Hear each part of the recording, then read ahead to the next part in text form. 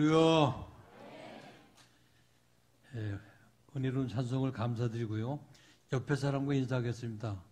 예수만이 해답입니다.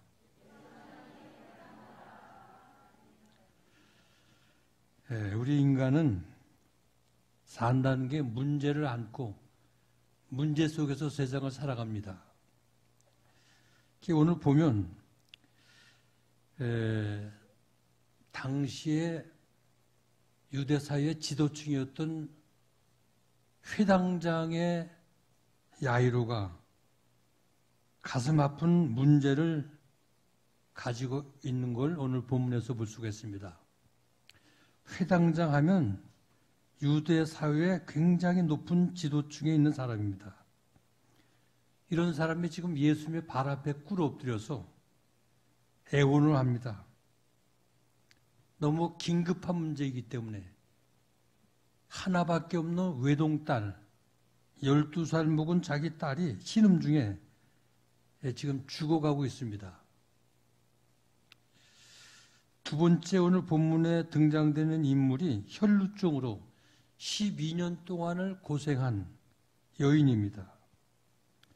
이 여자는 그 당시 사회, 가정, 심지어는 유대 종교로부터 소외받고 버림을 받은 가장 비참한 여인의 대표라 말할 수가 있습니다. 그러니까 그 공동체에서, 가정에서 버림을 받고 소외됐다는 것, 이건 소외당하여 보지 않은 사람은 그 아픔과 통증이 어느 정도인지 이건 알 길이 없는 참 비참한 불쌍한 여자입니다. 여기에서 오늘 우리에게 주시는 우리 하나님의 말씀은 모든 인간에게는 문제가 있다는 거예요. 또 문제 속에서 우리 인생은 살아가게 된다는 겁니다. 높은 자든 낮은 자든 배운 자든 못 배운 자든 돈이 많은 사람이든 돈이 없는 사람이든 늙은이든 젊은이든 지고하를 막론하고 우리 인생에 산다는 것은 문제 속에서 문제를 안고 살아가는 길이 우리 인생의 삶이라는 거예요. 근데 인간이 가진 이 문제는 아무리 큰 문제라 하더라도 예수님께 돌아오면 바로 길이 있고 해답이 있다는 거예요. 예수님께로 돌아오면. 그래서 오늘 본문에서 우리에게 주시는 교훈이 무엇인가 몇 가지 한번 본문에서 생각해 보고자 합니다. 첫째, 우리 인간은 문제 속에 살아갑니다. 지금은 그 어느 때보다도 건강에 관심이 많은 시대입니다. 뿐만 아니라 오늘 시대는 질병도 우리가 알 수 없는 질병도 얼마나 많아졌는지 몰라요. 옛날에 들어보지도 못한 이 질병들. 요즘 코로나가 3년 동안 좀 계속 변이가 생기고요. 또 이 코로나와 싸우고 있습니다. 요즘 또다시 확진자가 급증돼서 많은 사람들에게 긴장을 주고 있어요. 오미크론을 비롯해서 전파력이 아주 강한 요즘 코로나 BA.2.75가 우리 국내에도 2명이 지금 생겼어요. 그리고 전 세계적으로 원숭이 두창도 언제 어떻게 우리를 위협할지 전 세계적으로 지금 이 원숭이 두창이 지금 번창해 나가고 있습니다. 아무튼 병원에 가보면 많은 사람들이 고치기 힘든 희귀병, 이 병으로 고통을 받는 사람들이 여러분들 생각보다 더 많습니다. 병은 본인뿐만 아니라 가족에게 고통을 가져다 주고요. 그 가정 식구들의 마음속에서 기쁨을 빼앗아가는 게 병입니다. 행복한 가정생활을 무너뜨려요. 파괴시켜요. 때로 병은 관계가 파괴됩니다. 많은 재정을 가정에서 빼앗아 가고요. 가족 식구들의 마음속에 희망을 뺏고 낙심하고 절망하게 만들기도 합니다. 그래서 건강을 잃으면 모든 걸 다 잃었다고 그렇게 사람들 얘기하지 않습니까? 어느 건강 가정 세미나에 참석을 했더니 거기서 이렇게 4가지를 강조하면서 이 4가지를 바르게 지켜야 건강을 지킬 수 있다. 그 내용을 보니까 첫 번째가 건강을 지키려면 식습관을 바르게 해야 된다는 거예요. 과식하지 말고 시간에 때 맞춰서 잘 먹으라는 거예요. 그리고 야채와 과일을 잘 먹고 물을 가끔 많이 마시라. 둘째는 건강한 수면 습관을 잘 길들이라는 거예요. 밤늦게 자지 말고 규칙적인 생활 속에서 하루 7시간을 잠을 잘 자야 된다는 거예요. 세 번째는 건강한 운동 습관을 가져야 된다는 거예요. 생활이 운동이 되게 해서 계단도 엘리베이터만 타고 올라가려고 하지 말고 걸어 올라가라는 거예요. 그리고 가까운 거리에는 차를 타지 말고 걷는 운동을 하라는 겁니다. 주차장에도 가까운 데 되려고 하지 말고 가장 먼데 대구 멀리서 걸어오라는 거예요. 넷째, 스트레스를 관리하라는 거예요. 가족관계, 친구관계가 행복해야 하는 스트레스가 되는 말은 가능한 하지도 말고 듣지도 말라는 겁니다. 달력 나이보다 젊게 살기 운동을 펼치는 미국 뉴욕 주립대 마이클 로이진 의대 학장은 이런 얘기를 합니다. 최근 생체 나이 고치기라는 책을 그가 썼는데 건강하게 젊게 사는 비법 78가지를 소개하면서 그중에 몇 가지만 제가 여러분들에게 알려드리겠습니다. 많이 웃고 살라는 거예요. 늘 감사하고 긍정적인 태도를 가지고 살라. 스트레스를 받지도 말고 받아도 빨리 풀어버리라. 매일 가족, 친구와 행복한 전화를 하라. 몸에 유익한 식품을 즐겁게 먹으라.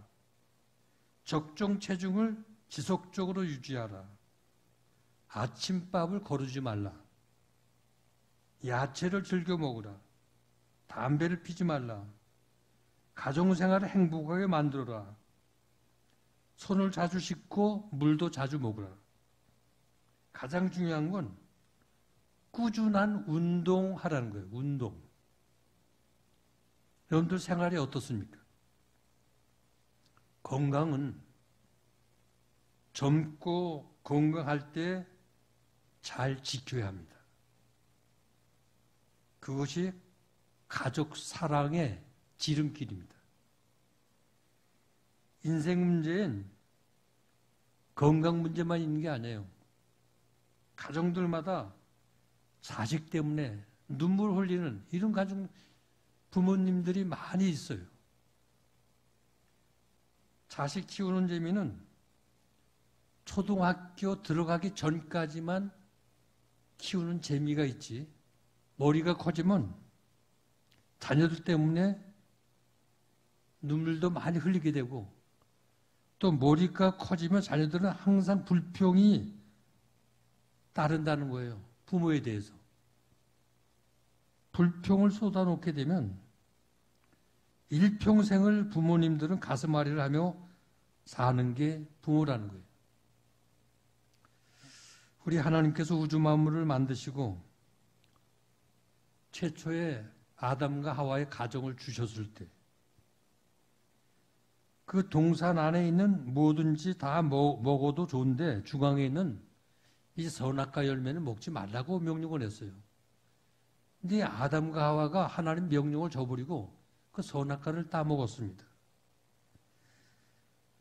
그래서 에덴 동산에 죄가 들어왔고, 그리고 죽음이 들어왔고, 가정의 갈등과 문제가 생기게 되었습니다. 이처럼 인생의 모든 문제는 에덴 동산에서 시작이 된 거예요. 바로 죄 때문에. 죄 때문에 아픔과 고통이 이 땅에 왔고요.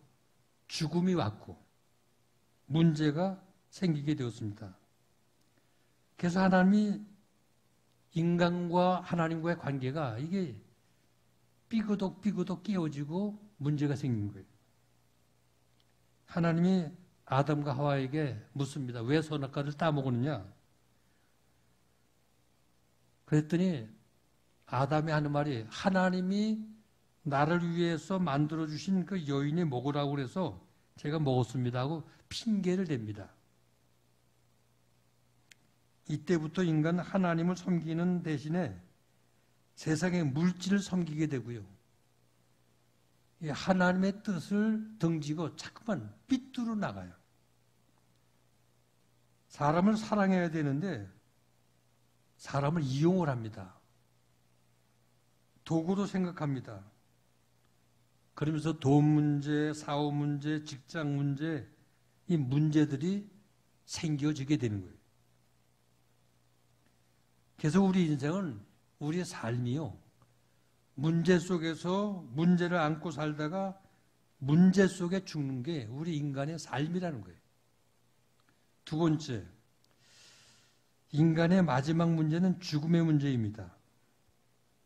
죽음이 이 땅의 모든 것을 끝내버립니다.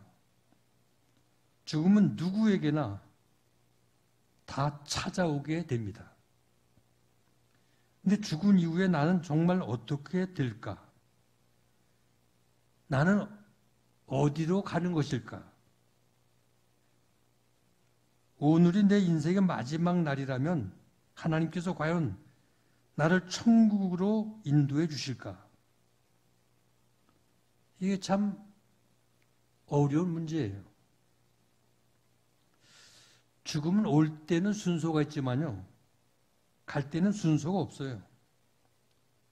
예고도 없이 죽음은 갑자기 찾아옵니다.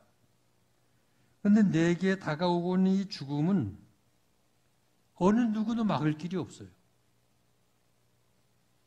돈이 많다고 안 죽는 것도 아니고요. 또 권력이 있고 높은 자리에 있다고 죽지 않는 게 아니에요. 다 죽어요. 그래서 죽음은 모두에게 평등합니다. 그런데 가장 큰 죽음의 고통과 아픔은 오늘 본문에 어린 자식이 부모님보다 먼저 가는 죽음이 가장 부모의 아픔이에요. 어느 추운 겨울 교회 나이가 많으신 권사님 한 분이 돌아가셨습니다. 여전도의 회원과 목장 식구들이 마지막 장례식, 하간식까지 모두 마치고 승합차를 타고 집에 돌아오는 길이었습니다. 그런데 그날 장례 날씨가 얼마나 춥고 눈보라가 많이 치는지 죽을 고생을 하고 교회 승합차를 타고 돌아오면서 그 중에 가장 나이가 많은 권사님이 하신 말씀이, 아이고 죽은 년 쫓아다니다가 4년 죽게 생겼네 하고 얘기를 했어요. 그러니까 옆에서 듣고 있던 집사님이 권사님 별세하시면 저희들이 쫓아다니면서 잘 모실게요. 그러니까 아이고 죽는 것도 쉽지 않네. 다들 눈치들 보지 말고 먼저들 가. 죽는 것은 순서도 없어. 난 천천히 갈 테니까 가고 싶은 사람 먼저들 가게 하더랍니다. 죽는 건 누구도 순서가 없어요. 갑자기 어떻게 내가 나이 많다고 먼저 죽는 것도 아니에요. 그래서 죽음의 준비를 잘 하셔야 돼요. 세 번째, 인간의 고통은 하나님께로 나가는 통로가 됩니다. 인간이 당하는 고통과 문제를 좋아할 사람이 세상엔 없어요. 그러나 그 고통과 문제엔 신비하고 이상한 힘이 있습니다. 고통 우리가 하나님께로 나가는 다리가 됩니다. 문제는 우리를 하나님께로 연결시켜주는 끈이 됩니다. 그러므로 인생이 고난 당할 때에 슬픔은 하지 말고 그 고난 속에 스모있는 그 의미가 무엇인가를 깨달을 줄 알아야 돼요. 이게 지혜입니다. 인도의 선교사 가정에 태어난 의사가 한 분 계셨는데 이 의사가 한센병 환자들을 돌보며 선교하였던 폴 브랜드라는 의사였습니다. 하루 종일 환자들을 돌보고 너무 지쳐서 집으로 돌아왔습니다. 근데 온몸에 마비가 오는 거예요. 발바닥에 감각이 없습니다. 의사의 직감으로 핀을 꺼내 들고 자기 발을 찔러 보았어요. 근데 통증이 느껴지지 않아요. 아, 나병이 내게도 전염이 됐나 보다. 그래서 이렇게 마비가 되고 통증을 느끼지 못하는 거 아니야? 하고 낙심을 해요. 엎드려 기도를 합니다.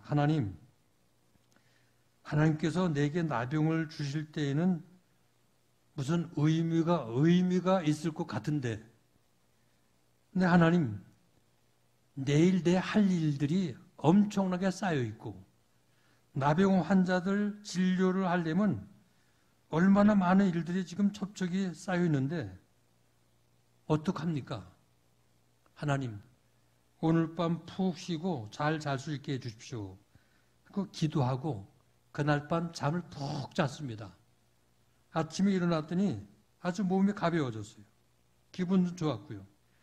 다시 어저께 자기 발을 찔렀던 피제트를 가지고 자기 발을 다시 찔러봅니다. 찔르는 순간에 깜짝 놀라면서 하고 소리를 지르는 거예요. 그러면서 하나님께 감사해요. 엎드려 기도합니다. 하나님, 내게 아픈 통증을 느끼게 해주신 거 감사합니다. 통증 주신 거 하나님께 감사하고 기도했어요. 고통을 느끼게 해주신 하나님 감사합니다. 고통이 인간에게 저주뿐만 아니라 하나님의 이게 얼마나 큰 은혜라는 걸 깨닫고요. 그가 책을 써요. 고통이 주는 선물이란 책을 계속 저술을 했어요. 그 책의 내용은 간단하게 요약하면 이렇습니다. 고통은 우리의 눈이 세상을 보다가 하나님을 향하게 해준다. 고통은 우리의 발이 하나님께로 나아가도록 도와주고 우리의 입이 하나님의 이름을 부르도록 도와준다. 우리가 고통당할 때 하나님은 언제나 우리 가까이 곁에 계셔서 우리의 부르짖음에 귀를 기우시는 하나님인 것을 믿으시기 바랍니다. 여러분들, 우리나라가 지금 잘 살죠. 근데 옛날에 얼마나 어려움 속에 고통 가운데 살았습니까? 참 옛날엔 제대로 끼니도 잘 못 먹고요. 지금은 너무 살이 쪄서 살 빼니라고, 다이어트 하니라고 지금 힘쓰고 노력을 하지만 옛날에는 못 먹어서 6.25를 겪었죠. 전쟁을 겪고 나서 얼마나 어렵게 살았습니까? 보릿고개를 넘기가 힘들었고요. 밀기우리를 개떡으로 쪄먹고요. 근데 그 가난했던 우리나라가 가난했기 때문에 부지런했어요. 어려움과 가난이 많았기 때문에 얼마나 엎드려 기도들을 많이 했습니까? 하나님께 부르짖고 기도를 엄청나게 했죠. 배가 고팠기 때문에 고난을 이길 수 있는 힘도 생기고요. 그래서 한강의 기적을 이루었어요. 이제는 세계 잘 사는 10대 경제 대국이 이루어진 것도 이게 우리가 가난과 전쟁과 어려움을 겪었기 때문에 오늘의 경제 대국이 된 겁니다. 제가 신학교를 막 졸업하고 아무 연고가 없는 우이동에 들어와서요. 뭐 집도 얼마 없었고 개척을 하면서 맨손으로 고생을 많이 했거든요. 지금 와서 뒤를 돌아다 보면 내가 어떻게 그 어려운 일들을 겪었고 견뎌냈을까? 그런데 그 당시는 한 번도요, 내 인생이 참 힘들고 어렵다, 이렇게 생각이 안 들었어요. 근데 그 어려움 때문에 오늘의 축복이 있을 수 있었고요.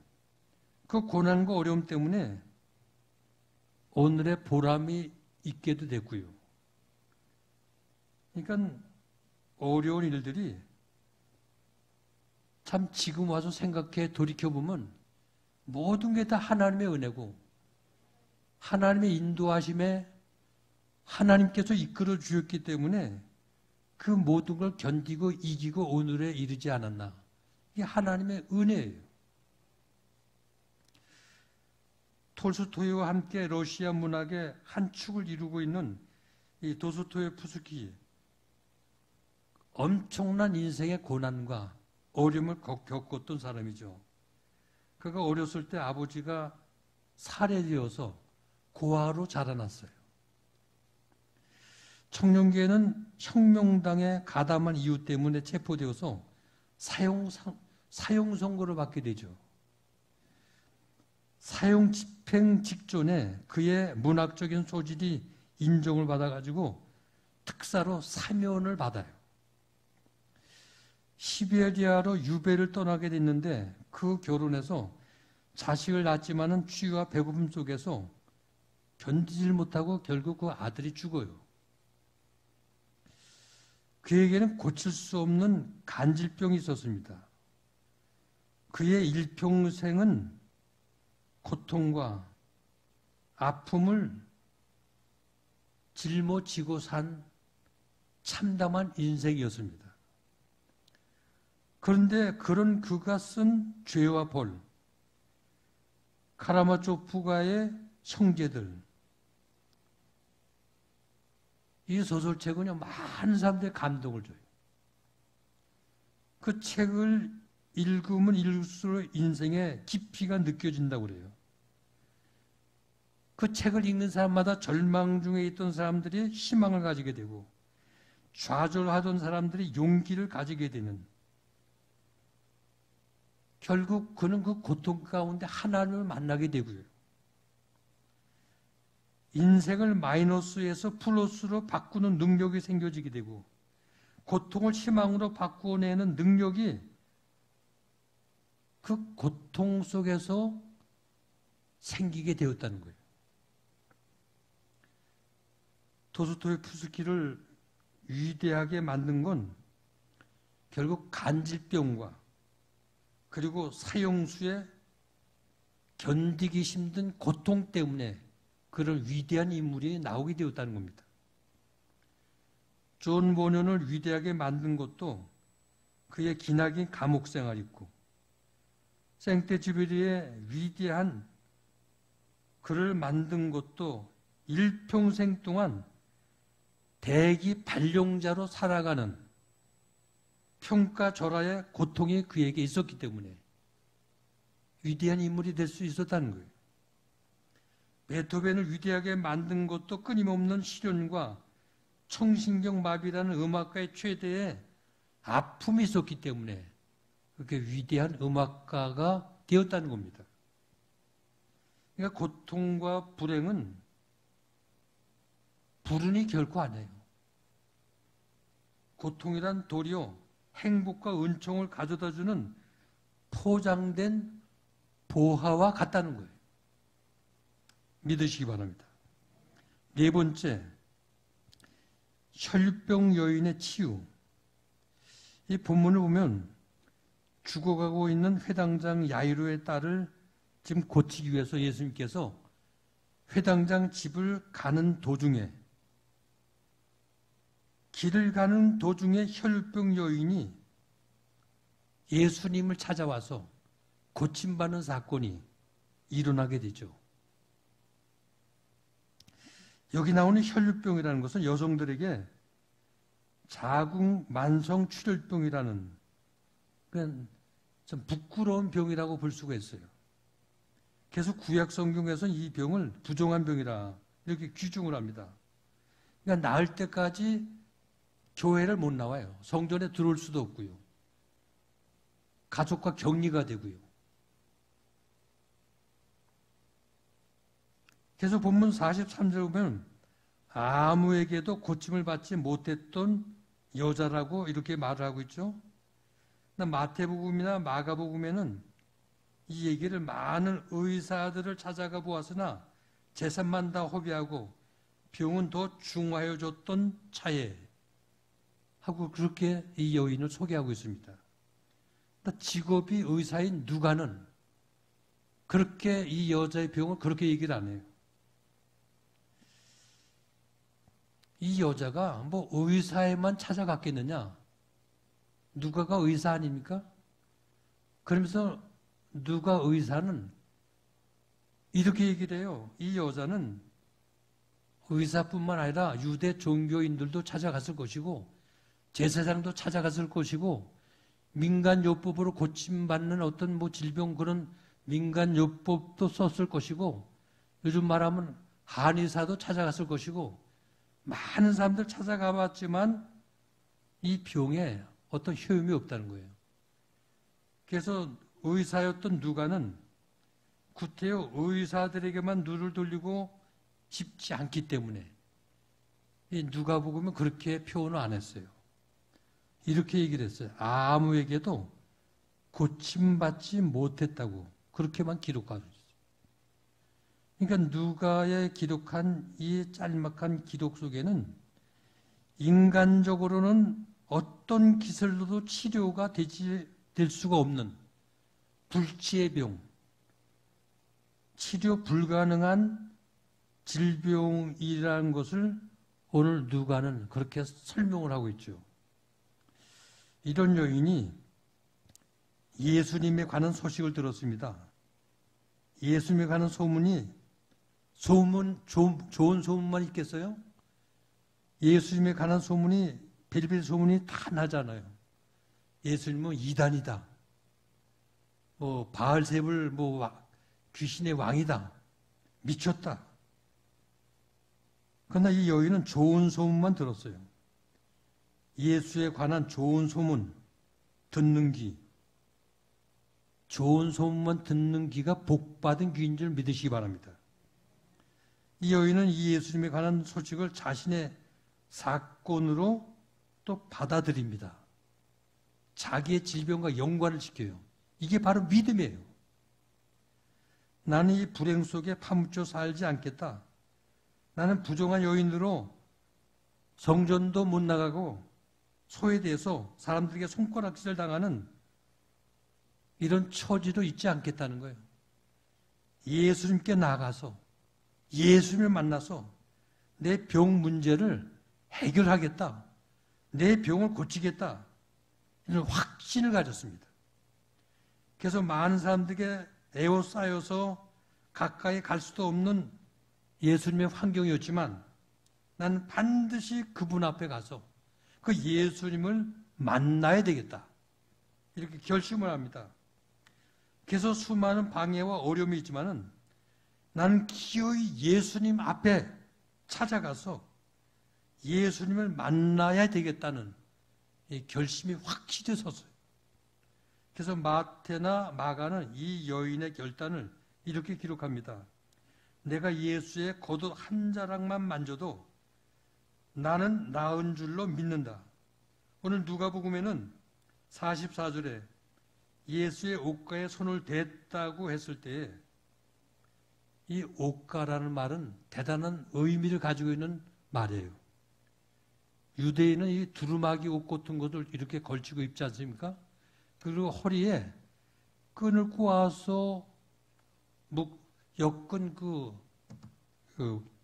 끈을 이렇게 매요.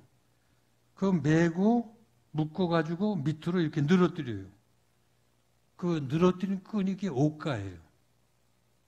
그걸 만졌다는 거예요. 근데 유대 문화에서 이 옷술은 곧 하나님을 의지한다고, 하나님을 의미한다고 이렇게 얘기를 하죠. 그러니까 하나님을 만지겠다는 거예요. 그러니까 예수님과 연결이 된다는 거예요. 능력의 예수님, 전능하신 하나님, 나를 고치신다. 나와 연결된다. 이런 확신한 믿음의 고백. 이게 바로 이 여인의 고백이에요. 한 맹인이 산길을 걷다가 발을 헛디뎌서 언덕에서 아래로 굴러 떨어지게 돼요. 막 굴러 떨어지면서 막 띠글띠글 굴리다가 한참 구르다가 뭘 딱 손에 집었는데 나무 가지를 집은 거예요. 나무 가지를 붙잡고 대롱대롱 매달렸습니다. 그리고 부르짖었어요. 하나님, 절 살려주세요. 하나님의 소리가 들렸어요. 아들아, 그 잡은 걸 놓아라. 근데 아이고 이거 놓으면 천천병락으로 떨어질 텐데 아찔한 생각이 드는 거예요. 그래서 다시 소리를 지릅니다. 거기 하나님 말고 다른 사람 없습니까? 그냥 아래 길을 가던 어떤 사람이 이렇게 올라다 보니까 뭐 떨어져도 별거 아니거든요. 그래서 그 손 놓으십시오. 그러면 삽니다. 그러니까 이 사람이 그걸 놨어요. 그때 발에서 땅까지 30cm밖에 안 되는 거예요. 그래서 그가 살아났다는 거예요.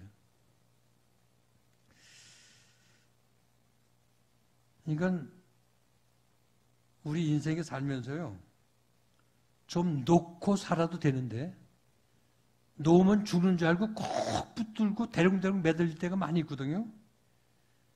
떨어져도 별것도 아닌데 우리 인생이 그렇게 떨어졌다고 해서 뭐 박살이 나고 그런 일들이 별로 없거든요. 근데 별거 아닌 것 가지고 아웅다웅하고 붙들고 놓지를 못하고 그리고 인생을 살아갈 때가 많다는 거죠.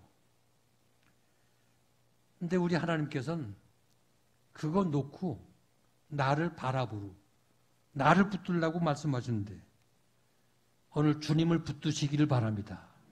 여기에 살 길이 있습니다. 마지막 5번째, 인생의 문제는 예수 안에서 해결이 됩니다. 여러분들이 겪는 인생의 문제가 뭡니까? 오직 예수에게 해답이 있습니다. 그래서 오늘 본문 44절에 옷가에 손을 대니 즉시 병이 나았더라. 46절에 손을 대는 순간에 예수님의 능력이 이 여인에게 전해진 거예요. 그 여인을 우리 주님이 이렇게 얘기를 합니다. 따라. 여인이 아니에요.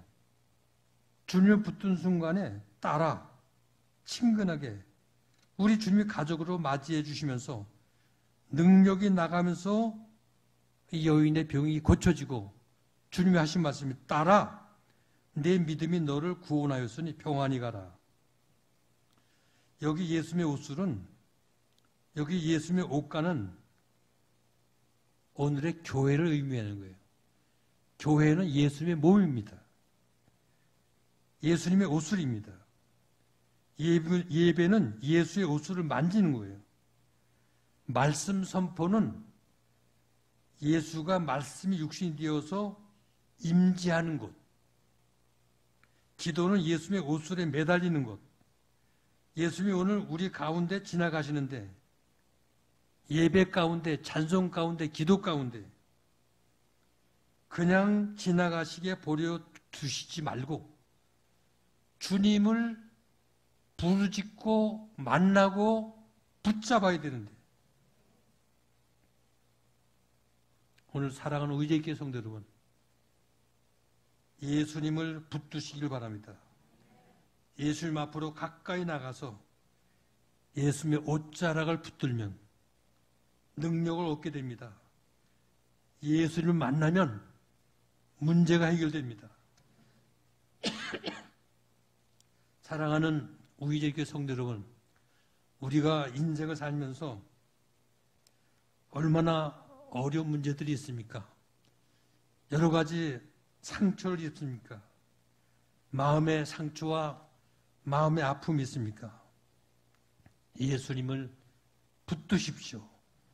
예수는 우리의 길이 되시고 힘이 되어주시는 주님이십니다. 예수님께로 돌아오면 여러분의 인생에 정답이 있습니다. 오직 예수가 우리 모든 문제의 해답이 되어주심을 믿으시기 바랍니다. 그래서 혈류증 여인같이 믿음으로 예수님 앞에 나와 간절히 예수님을 부르짖고 믿음으로 옷깃을 만져서 예수님을 체험하고 문제를 해결받는 우리 제일교회 성도들 다 되시길 주님의 이름으로 축원을 드립니다.